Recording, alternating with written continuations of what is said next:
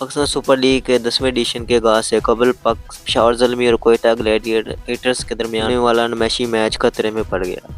Pakistan super league کے آغاز سے قبل 8 اپریل کو ہونے والا پشاور زلمی اور کوئٹہ گلیڈیٹرز کے درمیان نمائشی میچ خراب آؤٹ فیلڈ کے باعث ممکن نہیں۔ پاکستان کرکٹ بورڈ کی ٹیم نے پشاور کے ارباب نیاز کرکٹ اسٹیڈیم کا دورہ کیا اور گراؤنڈ کی حالت کو دیکھ کر اسے نمائشی میچ کی میزبانی کے لیے نامناسب قرار دے دیا۔